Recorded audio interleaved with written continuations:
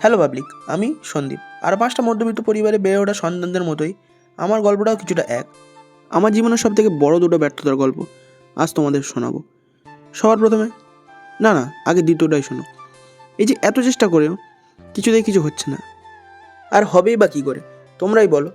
সকালে ব্যায়াম করার পর বিকেলে বিরিয়ানি খাওয়ার ইচ্ছা হয়, কিন্তু মনকে কি আর বোঝানো যায়? এবার আমার প্রথম ব্যর্থতার গল্পটা এটাই না হয় এবার বলি, যেটা হচ্ছে আমার সোশ্যাল মিডিয়াতে নিজের একটা পরিচিতি তৈরি করার গল্প। এত চেষ্টা করলাম, তাও জানি না কেন সফলতা এলো না, কিন্তু আমি থামিনি, আর থামবও না। আমি চাই আমার পরিবারের পাশে দাঁড়াতে।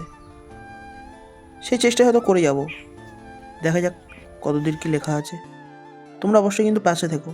প্রতিনিয়ত নিজের সবটুকু দিয়ে সোশ্যাল মিডিয়াতে সফল হওয়ার চেষ্টাটা যখন বৃথা হয়ে দাঁড়ায়, তখন ইটস শোভরাজের ভিডিও আমার সেই নিভে যাওয়া আগুনটাকে জ্বালিয়ে দেয়। আর আমাদের এই মন্দিরের গল্পটা তোমাদের না হয় পরে একদিন শোনাবো।